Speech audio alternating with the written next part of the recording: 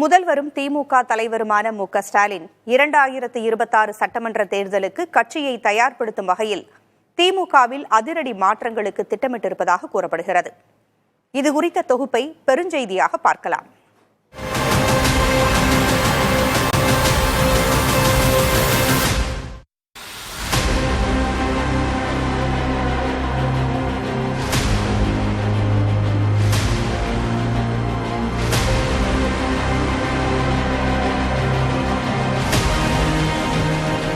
தலைமுறை மாற்றத்துக்கு திமுக தயாராக வேண்டும் என்பது கலைஞர் மு. கருணாநிதியின் காலத்திலேயே பேசப்பட்ட ஒன்று.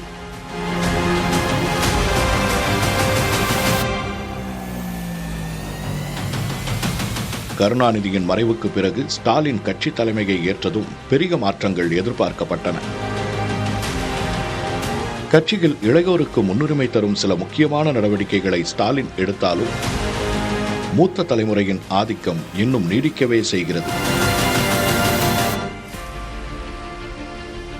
கட்சியின் பொதுச் செயலரான துரைமுருகனுக்கு இப்போது 87 வயதாகிறது. சட்டமன்ற உறுப்பினராக 50 ஆண்டு காலமாக இருக்கும் துரைமுருகன் வேலூர் பிராந்தியத்தையும் இந்த அரை நூற்றாண்டாக தன் கட்டுப்பாட்டில் வைத்திருக்கிறார்.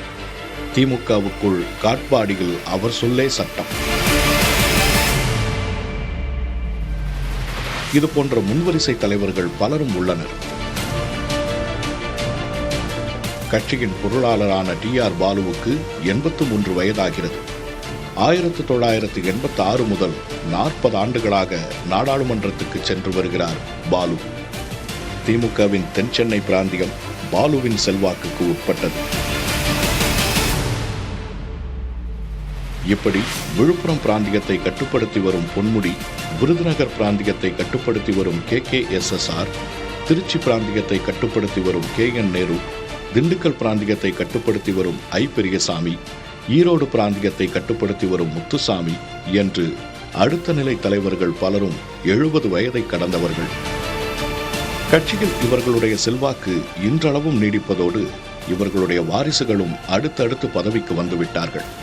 இது கட்சிக்கு புதிதாக வரும் இளைய தலைமுறையினரிடம் அதிருப்தியை உண்டாக்கியுள்ளதோடு கட்சியின் அடுத்த கட்ட வளர்ச்சிக்கும் பெரும் சவாலாக உருவெடுத்திருக்கிறது.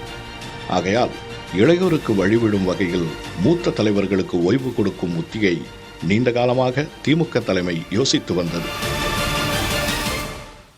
இத்தகு சூழலில்தான் சமீபத்தில் கட்சியின் உள்ளடக்க நிர்வாகிகளை தனிப்பட்ட விதமாக சந்திக்கும் நிகழ்ச்சியை தொடங்கினார் ஸ்டாலின்.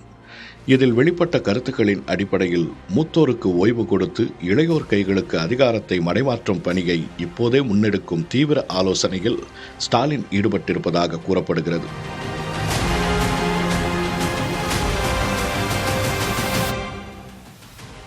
கட்சியின் முதுபெரும் தலைவராக இருக்கும் துரைமுருகனிடமிருந்து இந்த மாற்றத்தை ஸ்டாலின் தொடங்குவார் என்றும், பொன்முடி முதல் பெரியசாமி வரை அடுத்த கட்டமாக ஒரு பெரும் பட்டியல் அவர் கையில் உள்ளது என்றும் தெரிவிக்கின்றன அறிவாலய வட்டாரங்கள்.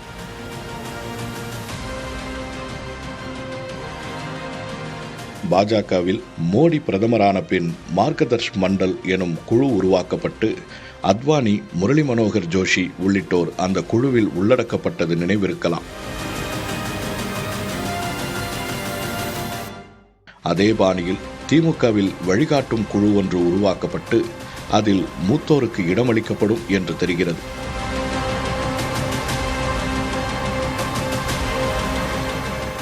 செப்டம்பர் திமுக முப்பெரும் விழா காலகட்டத்துக்குள் இது நடைமுறைக்கு வரும் என்றும் கூறப்படுகிறது.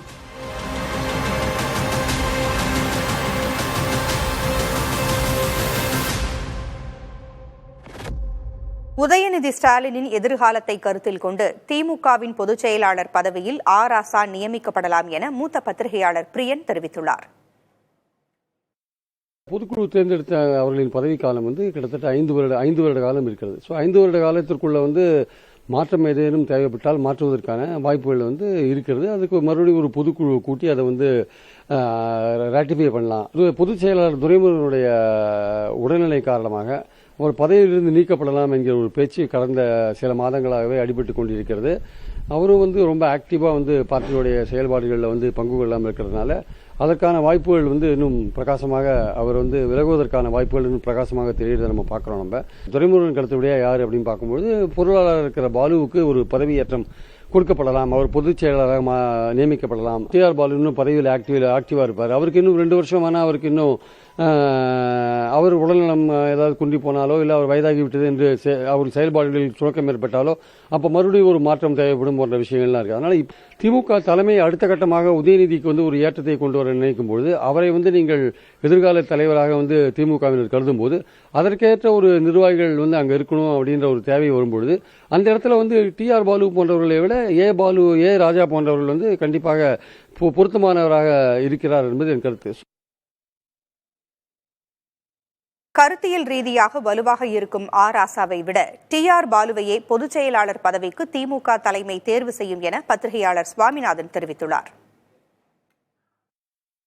திமுக எப்பவுமே பொதுச் செயலர் பதவி அப்படிங்கிறத மிக மூத்த பதவிகள்ல ஒன்றா தலைவர் படிநிலைக்கு அடுத்து இருந்தாலும் கூட கட்சியினுடைய முக்கிய முடிவுகளையே அறிவிப்பு செய்யக்கூடிய இடத்துல பொதுச் செயலர் பதவி முக்கியத்துவம் வாய்ந்த பதவி. இப்ப இந்த பதவியில துரைமுருகன் அவர்கள் இருக்காங்க. அவருடைய வயது காரணமா வயோதிகத்தை முன்னிறுத்தி அதுக்கு ஒரு அடுத்த ஜெனரேஷனை கொண்டு வரணும் அப்படின்னு திமுக தலைமை விரும்புறாங்க.